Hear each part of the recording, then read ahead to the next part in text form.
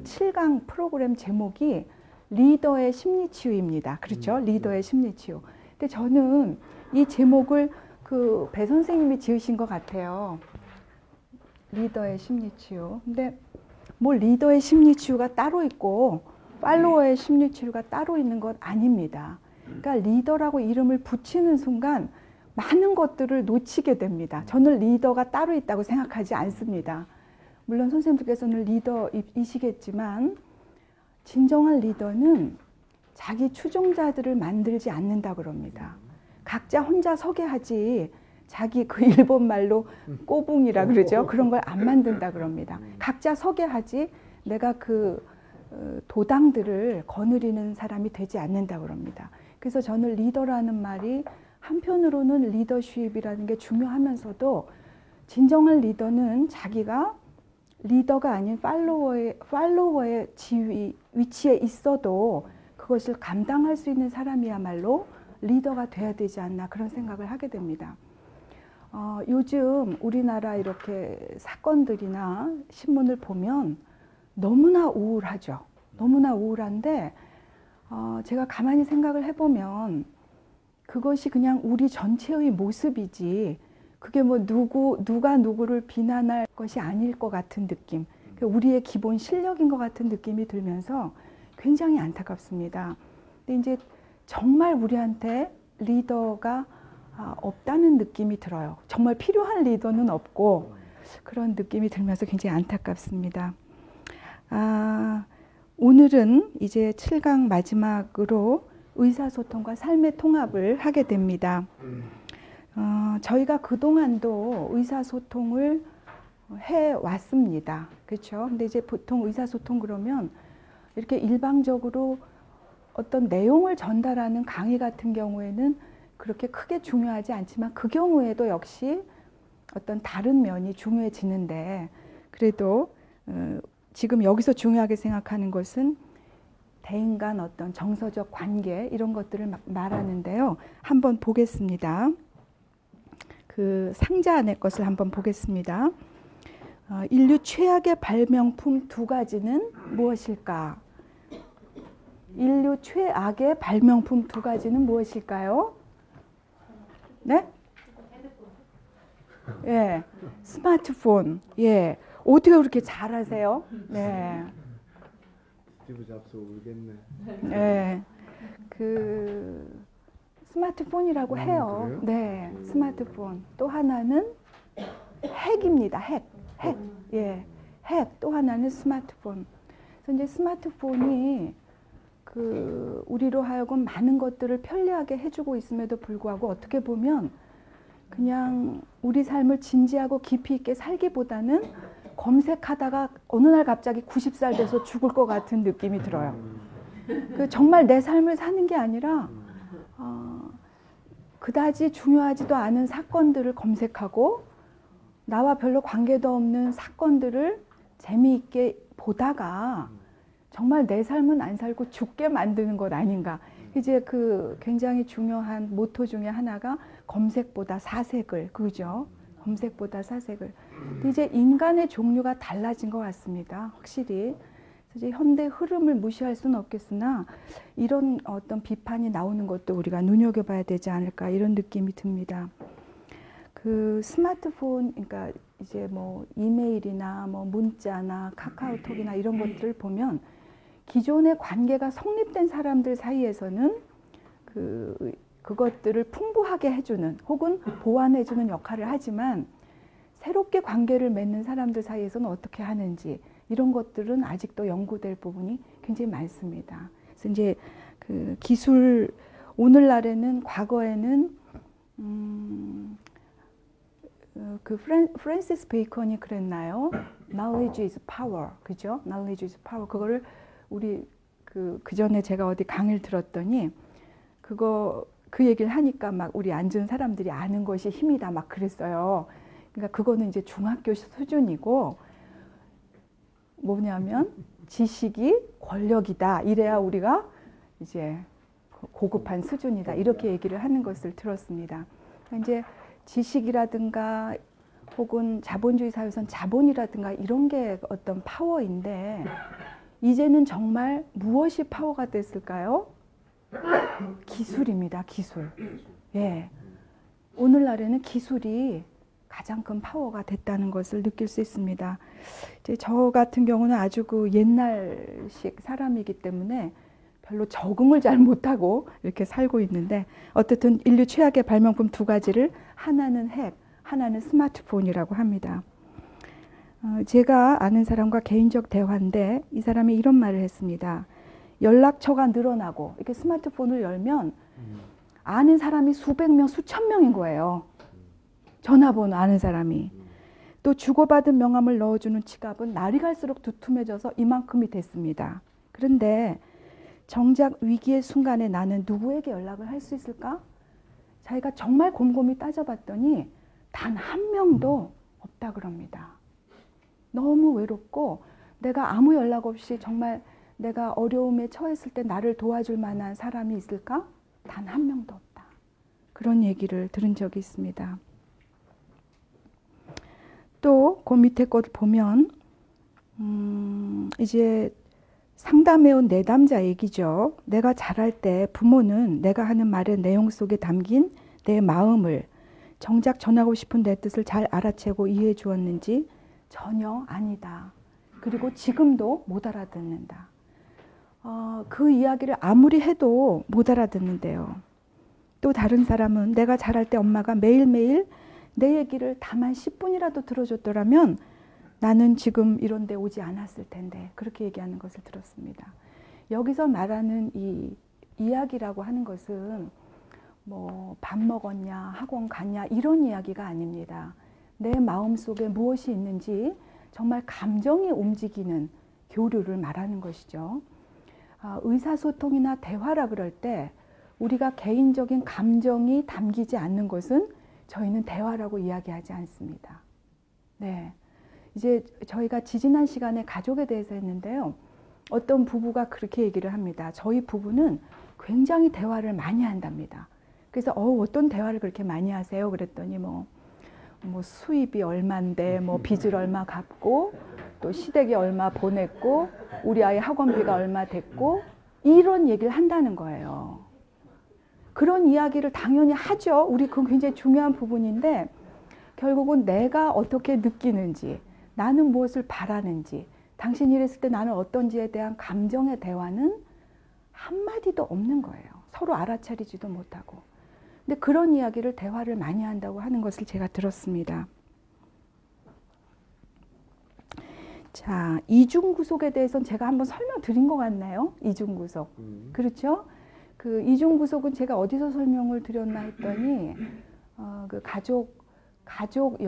가족에 대해서 할 때 이중구속이란 두 가지 메시지를 동시에 전할 때 상대방에게 굉장히 혼란을 주는 메시지다. 그런 얘기를 했었습니다.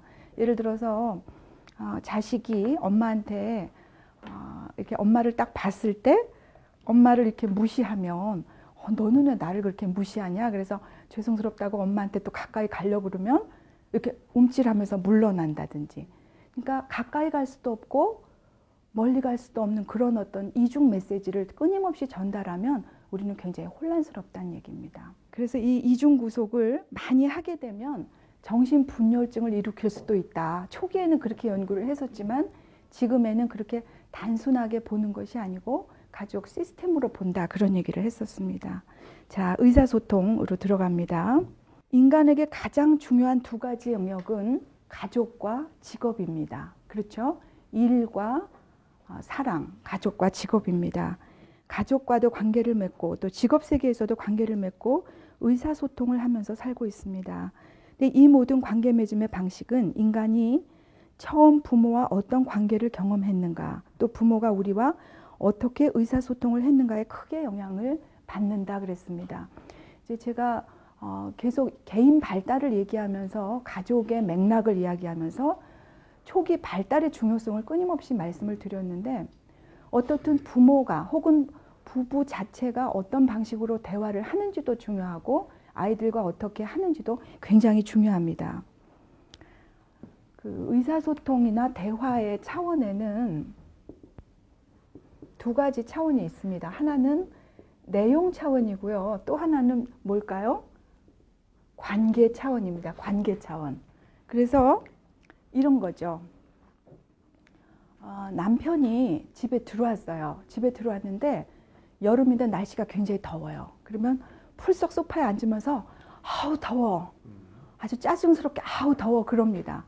그러면 단순히 그냥 나는 덥다라고 이야기를 했지만 부인은 얼른 에어컨을 틀고 냉장고에서 찬물을 갖다 떠다 받칩니다.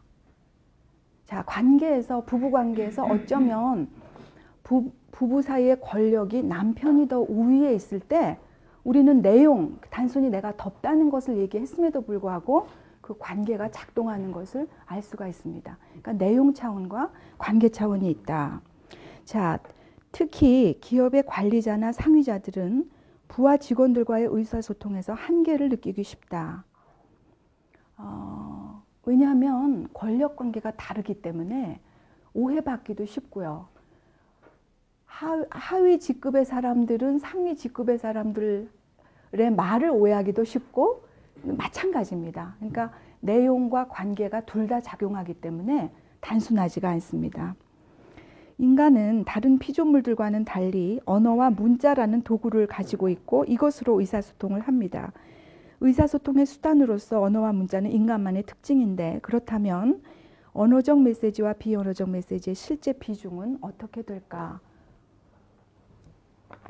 자, 이거는 무슨 얘기냐면 제가 이제 어떤 말을 할 때 그 말이 담긴 그 내용 자체가 있습니다. 언어적 메시지.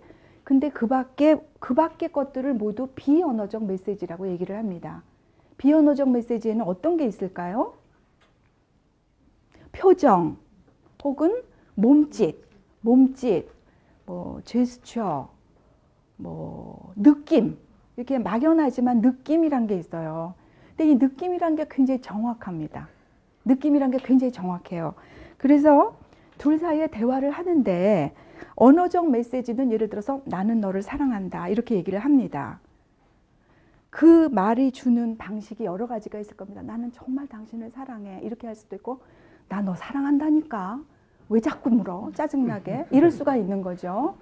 자, 언어적 메시지에서 받는 영향과 비언어적 메시지에서 받는 영향이 어떻게 될까요? 비율이 93%라고 하는데. 네, 어떤 게 93%인가요? 네, 언어적 메시지가 7%밖에 힘이 없어요. 힘이 없어요. 그리고 나머지가 모두 뭐냐면 비언어적 메시지입니다. 그러니까 우리가 어떤 사람이 굉장히 올바른 말을 해도 왠지 저 사람 저 말이 다 거짓 같고 믿어지지 않고 그런 느낌을 준다는 얘기입니다. 그러니까 이제 우리 뭐 이렇게 제가 언급하고 싶지 않지만 이렇게 유명한 사람들이 이렇게 나와서 너무나 올바른 이야기들만 하는데 그것이 어떤 땐 기계적으로 느껴질 때가 있고 때로는 너무나 옳은 말인데도 이렇게 감정적으로 다가오지 않을 때가 있습니다. 그것은 왜 그러냐면 언어적 메시지라는 그 내용 자체는 7%밖에 효과가 없다는 얘기입니다. 그러니까 우리는 열심히 얘기해봐야 다 헛것인 거죠. 사실은 이미 우리가 가진 어떤 본질이라고 그럴까? 비언어적인 그 자체가 영향을 훨씬 많이 미친다는 얘기입니다. 그런데 이제 서양인의 경우는 또 좀 다릅니다. 서양 사람들은요, 우리보다는 훨씬 언어적 메시지에 의존합니다. 우리들은 그 독심술을 굉장히 잘 써요. 그렇죠? 독심술을 잘 쓰고 사람을 딱 보면 마치 딱 알아차리는 듯이 아, 저 사람 딱딱 저렇구나. 그래서 제가 정말 주의해야 될 것은 제 나름대로 독심술을 쓰거나 추측하거나 넘겨짚지 않아야 된다는 것을 제가 끊임없이 자꾸 주지시켜야 됩니다. 우리 벌써 이미 판단을 딱 하고 있는 거예요. 아, 대충 이렇구나라고 때려잡는다는 얘기입니다. 이걸 굉장히 많이 쓰는데 서양 사람들은 우리보다는 훨씬 여기에 의존을 합니다. 예, 어떻게 될까요, 비율이? 5대5. 네? 5대5. 또? 예. 예, 30, 70. 네, 30대 70입니다. 30대 70. 그러니까 이제 이것도 아마 조금씩 이제 연구에 따라 다를 수도 있겠는데 30대 70이라고 얘기하는 그런 것이 있는데 이 경우에도 비언어적 메시지가 훨씬 크다는 얘기입니다. 그렇죠? 그래서 우리하고 다른 게 우리는 뭐 이렇게 무슨 선물을 이렇게 주면 이게 내가 너무 싫어하는 건데도 너무 고맙다 그러고 받잖아요. 근데 걔네는 이렇게 주면 no thank you 한마디 하면 그냥 끝이 아이 그럼 곤돌아. 이게 고만이잖아요. 이 말 자체를 믿는 거예요. 확실히. 그러니까 이제 그런 문화적인 게 다른 거죠. 네. 서양인의 경우 이렇게 다르다. 자, 이 언어와 문자가 인간만의 발달한 도구이고 굉장히 이것이 우리는 고등동물이라고 우리가 자부심을 갖는데도 이상하게도 이 다른 어떤 표정이나 어떤 느낌이나 이렇게 뭔가 과학화될 수 없는 그런 것들이 훨씬 더 강하다고 하는 것을 우리는 알 수 있습니다. 그리고 미묘하게 이렇게 딱 느낌으로 우리는 굉장히 많은 거를 단서를 얻습니다. 근데 이제 중요한 거는 제가 아까도 말씀드렸듯이 그것을 내 방식으로 해석하지 않고 확인하거나 좀 설명을 들으려고 하는 자세는 굉장히 중요한 것 같습니다. 예. 자, 비폭력 대화라는 게 있습니다. 비폭력 대화. 이거 혹시 들어보신 분 계실까요? 네, 들어보신 분 계시죠? 네. 비폭력 대화는 그 non-violent communication이라고 이야기를 합니다. 그러면 이건 무슨 얘기일까? 폭력적 대화도 있다는 얘기입니다. 폭력적 대화. 그러니까 그 폭력적 대화의 문제점을 느끼고 우리가 대화할 때 비폭력적으로 해야 된다는 것을 주창하는 얘기입니다. 읽어보겠습니다. 많은 경우 인간의 대화는 폭력적일 수 있다. 삶을 소외시키는 대화가 그것이다. 한편 공감적이고 연민의 대화가 있는데 이것을 non-violent communication이라고 한다. 자, 그러면 삶을 소외시키는 대화는 무엇일까 한번 보겠습니다. 도덕적 판단. 도덕적 판단. 뭐 딱 보고 아, 저놈 나쁜 놈이네. 그렇게 한다는 얘기예요. 판단. 우리는 이 비판단적이라는 게 생각으로 굉장히 중요합니다. 근데 제가 이 공부를 하게 됐을 때 비폭력 대화를 하려고 이야기를 시도하려고 하다 보니까 할 말이 없는 거예요. 그만큼 우리는 판단을 너무나 많이 써요. 그러니까 판단하고 이렇게 이름 붙이고 거기 조금 더 보겠습니다. 판단하는 거, 비난하는 것, 비난. 우리 비난하는 것이 우리 모여서도 비난하고 앞에서도 비난하고 우리 모든 대화가 이걸로 이루어져 있다시피 하지 않습니까? 특히 유명인에 대해서는 두말할 나위도 없어요. 그 사람은 우리들을 위해서 공동의 타겟이 되어주죠. 그렇죠? 그런 역할을 하고 있죠. 모욕, 비하, 비교. 비교가 폭력이란 얘기입니다. 비교. 근데 우리는 교육을 받으면서 너무나 비교를 당해와서 비교가 마치 너는 얘보다 이걸 못한다. 너는 얘보다 이걸 잘한다. 이렇게 하면 마치 이 사람을 더 격려하기 위해서 얘기하는 것처럼 생각하기 쉬운데 비교 자체가 폭력입니다. 왜 그럴까요? 이 사람만의 유일성을, 고유성을, 독특성을 인정해주지 않고 마치 어떤 기준이 있어서 거기에 의해서 평가하는 것이기 때문에 그렇습니다. 근데 우리는 어릴 때도요, 오빠는 그러지 않는데 너는 왜 그러냐? 언니는 그러지 않는데 너는 왜 그러냐? 너는 형이 돼서 동생만도 못하다. 이런 말을 너무나 많이 들었고, 이 공교육에 들어가는 순간부터는 교사들의 어떤 그런 이 비교, 평가에 완전히 노출됩니다. 그래서 우리는 비폭력적으로 대화하는 것을 한 번도 배워보지 못한 것 같습니다. 분석. 이제 부인이 남편으로부터 이해받고 싶어서 막 이렇게 얘기를 막 합니다. 여자들은 또 그런 삶의 맥락 전반적인 걸 막 설명하는 걸 좋아합니다. 그래서 막 설명을 하면 당신 친정에서 그렇게 자라서 지금 그렇게 하는 거지. 내가 그럴 줄 알았어. 막 이렇게 이제 나름대로 분석하는 것.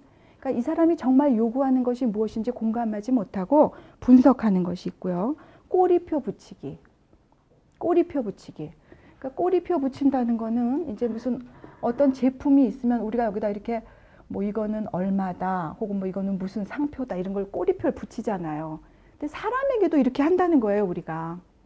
그래서 예를 들면 뭐 어떤 사람에게는 아유 그 사람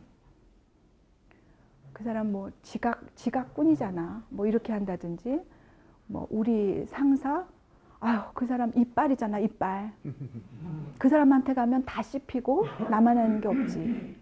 뭐 이런 식인 거죠. 뭐 칼잡이다 그 사람.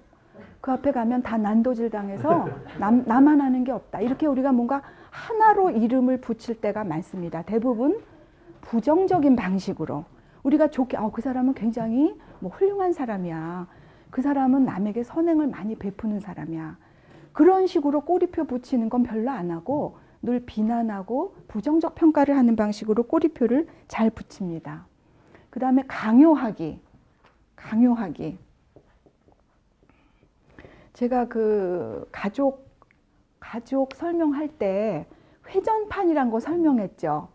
기억나시죠? 그래서 회전판은 자기가 부모로부터 강요당한 것을 자기가 커서는 마치 그것 때문에 자기가 지금 이 자리에 있는 것처럼 생각하고 또다시 이제 자식에게 강요한다 이런 걸 했는데, 강요하는 것은요 그 자체가 폭력이에요. 폭력. 근데 제가 우리나라 드라마를 보면서 정말 깊이 깨닫는 거는 강요를 마치 관심과 사랑으로 안다는 얘기입니다.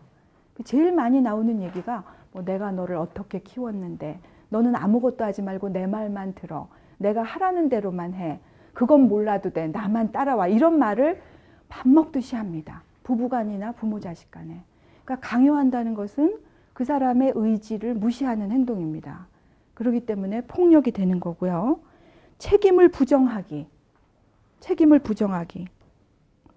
사무적 용어. 아무런 감정이 없이 마치 그 자기 부하들이 그냥 하나의 숫자인 양, 아무런 자기 감정이 없이 숫자인 양 대하는 그런 태도들, 이런 것도 폭력이고 압력도 폭력이다. 이렇게 볼 수 있다고 합니다. 책임을 부정하기, 이거 굉장히 재밌는데요. 제가 이제 그 전에 들은 얘기는 어떤 집에서 그 어머니가 굉장히 독특하신 분인가 봐요. 그래서 이제 이 어머니가 뭐 딸들을 이렇게 키우면서 뭐 어쩌고 저쩌고 했어요. 그랬는데 이제 이게 말이 안 돼서 아빠한테 이제 일렀어요, 딸들이. 그러면은 엄마가 내가 언제 그랬니? 난 그런 적 없다. 이렇게 나오는 거예요. 갑자기 부정하는 거 있죠. 그러면 이 딸들은 굉장히 억울하고 아빠가 볼 때는 이 딸들이 왜 이럴까? 그리고 이 사람 말을 믿게 되면 상황 판단이 안 되는데 그 부정하는 거 있죠. 이 부정하는 것은 굉장히 미숙한 방어 기제예요. 자기가 해놓은 것을 그냥 단칼에 그런 적 없다 하는 것. 이제 이 폭력이란 얘기입니다. 이것 역시. 네. 그래서 이제 폭력적 대화가 있고요. 비폭력 대화란 무엇일까? 비폭력 대화란 연민, 그러니까 조금 좀 이미지가 그런데 공감 혹은 이해, 그렇게 보면 훨씬 정확할 것 같습니다. 자, 상대가 누구든 나는 그 사람을 공감하고 이해하고자 하는 아예 태도로부터 나오는 대화입니다. 그래서 일단 관찰한다 그랬습니다. 관찰. 그러면 관찰과 평가는 다르다고 하는 것을 알아야 됩니다. 관찰과 평가는 다르다. 예를 들어서 어떤 사람이 20분을 지각을 했어요. 그러면 오늘 당신 20분 늦게 왔네요. 이렇게 말하는 거 그냥 사실 그대로 말하는 건데, 당신은 지각꾼입니다. 당신은 맨날 지각합니다. 뭐 이렇게 말하는 거는 과장된 것이고 폭력적이라는 얘기입니다. 그러니까 관찰은 있는 그대로 보고 거기 가치 판단이나 평가를 집어넣지 않아야 됩니다. 그냥 있는 그대로 봐야 되는데 이게 굉장히 어렵습니다. 그래서 어떻게 보면 우리가 관찰을 얼마나 잘하느냐에 따라서 우리가 비폭력 대화를 잘할 수 있는 그런 것이 될 수 있을 것 같고요. 느낌, 욕구. 자기 자신의 느낌과 욕구를 정확히 알아야 된다고 합니다. 그래서 예를 들어서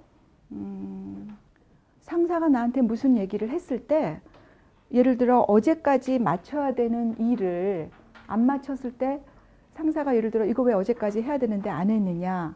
그 사실 그대로 얘기했는데도 내가 과도하게 화가 난다면 내 느낌이 왜 그럴까 생각해 보면 내가 그 사람을 원래 싫어했다든지 아니면 오늘 아침 내가 부부싸움하고 와서 기분이 안 좋았는데 거기 그런 말을 들어서인지, 그러니까 내 느낌이 정말 무엇인지 그 원인이 무엇인지를 정확히 알아야 된다는 것이고, 또 욕구를 알아야 됩니다. 내가 어떤 걸 기대하고 있는가, 내가 저 사람에게 무슨 욕구가 있길래 이런가, 내 자신의 욕구는 무엇인가.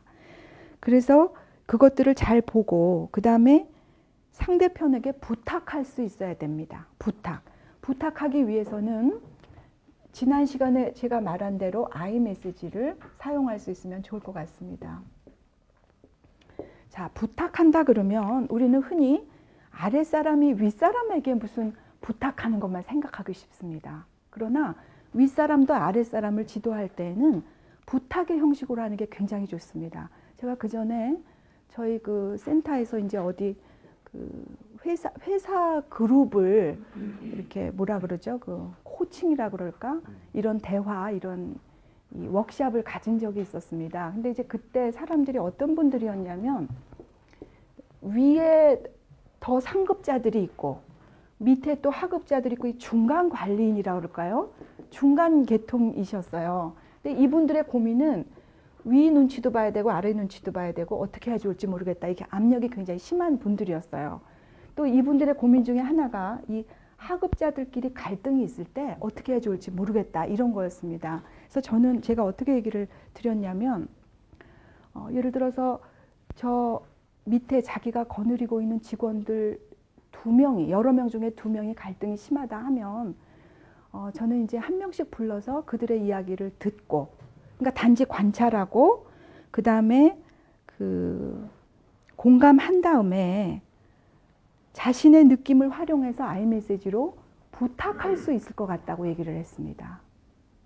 그리고 당신이 이렇게 해주면 내가 굉장히 좋을 것 같다고, 부탁할 수 있을 것 같다고 얘기를 했습니다. 그러니까 우리가 상급자에게뿐 아니고 그 자기가 데리고 있는 부하 직원에게도 부탁의 형식으로 할 때 이 분들은 어떻게 느끼냐면 내가 존중받는 느낌, 그리고 내가 하는 일이나 이 관계가 중요하다는 느낌을 갖게 되고 더 어떤 커미트먼트라고 그럴까요? 헌신의 마음이 생겨서 할 수 있을 것 같다. 이런 느낌을 가졌습니다.